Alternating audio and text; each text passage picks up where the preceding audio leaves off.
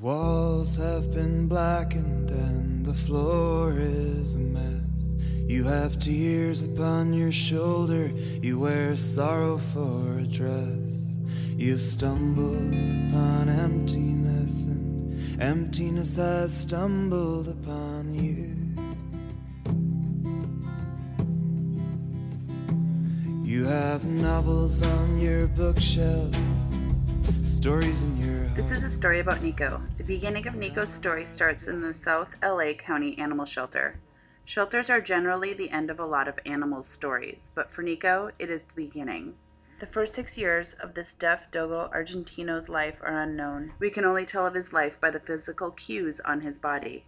The scars on his head, face, and hindquarters tell a story of dog fighting. His teeth have been chiseled, and his ears appear to have been cropped with kitchen shears. He is malnourished, defeated, depressed, and has given up all hope. Nikki Adet of the Mutt Scouts takes a picture that changes Nico's life, as well as changes the lives of every person that meets him. She posts the picture on Facebook. It goes viral. Kelly Gibson of Puggles and Pities sees Nico's picture. She goes to the shelter to pull him. The shelter notes on his record that he is dangerous, a biter, and aggressive. Kelly's original plan was to take him to her vet to be euthanized humanely. She wanted him to be treated with dignity and respect at least once in his life. But once Kelly looks into Nico's eyes, she knows the shelter was wrong. He takes a cookie from her hand gently. He gives her kisses. She changes her mind about him and pulls him in hopes of finding him the home he deserves. Money is raised to pull him, get him the veterinary care he needs, and to transport him to a shelter in Indiana. 45 people drive 19 legs of a trip that takes close to 2 weeks to get Nico to Indy. Rebecca Stevens, the executive director of the Humane Society of Hamilton County, makes it possible for Nico to come to Indianapolis. Nico arrives to HSHC to the arms of the manager and trainer of the Invisible Fence Canine Camp of Noblesville, Julie Case. Julie also becomes his foster mom. Over the course of 3 months, Julie teaches Nico how to be a pet. He thrives in this environment. She places a vibration collar on him and teaches him to respond when the collar is on its lowest setting. It is the same as someone calling a hearing dog's name. For Nico, the button is pushed and he will come to you, sit right next to your foot. It is during this time that Nico is also discovered to have cancer. Nico's cancer is in the form of tumors on his ear, head, and his genital region. He also has a non-cancerous tumor on his back.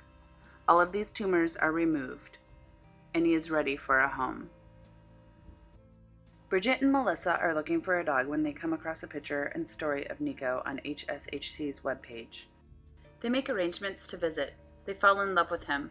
After the adoption is approved, Nico arrives to his forever home on November 21st. Bridget and Melissa welcome him. It feels like he belongs in their home. The cats Max and Maya do not feel the same.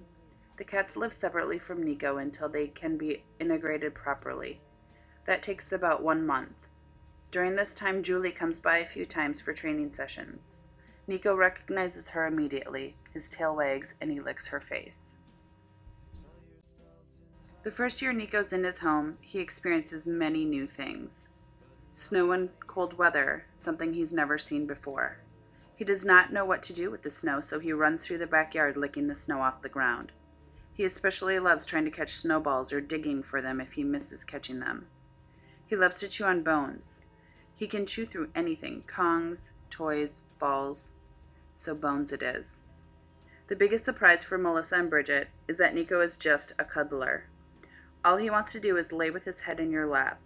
He loves when people and other dogs come for a visit, so he can play or cuddle with them as well. Bridget and Melissa feel Nico should have a companion, so they contact HSHC and learn of Brisby. Brisby is also a deaf bully breed who needs a home. Nico is a little unsure of Brisby because he is used to all of the attention, but he warms up to her and starts playing with her. He seems to approach her as the annoying little sister at times. After 8 months of living a normal life, he has another hardship to face. Nico's behavior changes. He does not really want to play with Brisby. Nico is not feeling well, and it seems as if a tumor grew on his ear overnight. Nico was taken to his vet, Dr. Dowden, at the Paw Patch Place, where it is discovered that his cancer has returned. The approach in treating Nico has been holistic and as pain-free as possible. He has suffered enough already. Dr. Dowden finds a medicine that is placed directly on the tumors and makes the tumors essentially fall off. On September 10th, the large tumor on Nico's ear comes off. The poor guy has been living with a cone. His ear is healing, and Dr. Dowden says that the ear is now all healthy tissue. No signs of a tumor. His days now consist of naps and meals. He doesn't venture outside too often, even though it is offered to him. He now only wants head scratches and to be touching you when you sit next to him. It is hard to believe this gentle soul could have ever been thought of as a fighting dog. He loves so big. Once Nico is feeling better, he's going to get out there and keep telling his story in hopes of helping the shelter dog that has been mistreated, misrepresented, and defeated. This has been Nico's story, but his story is not the only story to walk away with. Please take with you the story about dog fighting and stop it. Take with you the story about abuse and prevent it. Take with you the story about shelter dogs and save them. It is also a story of obstacles and overcoming them. For Nico, cancer is just another obstacle for him to overcome. Knowing his track record, we have no doubt he'll have more time just to be a regular dog.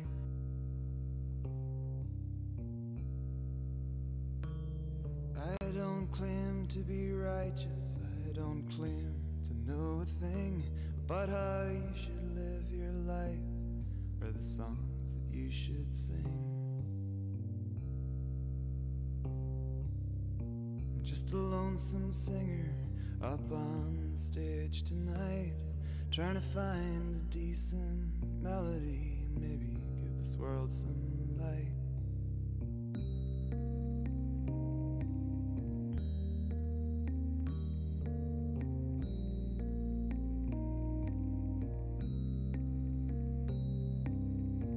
Haven't studied politics, I'm not well versed in war, but there's something about the state we're in that cuts me to the core. 5,000 cups of blood are spilt, and who has been redeemed? Not the soul of Babylon, if you know what I mean.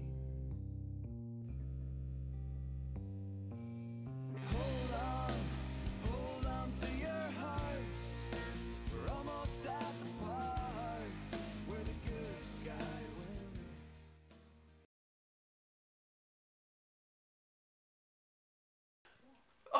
Oh wait. We're gonna start dreaming now.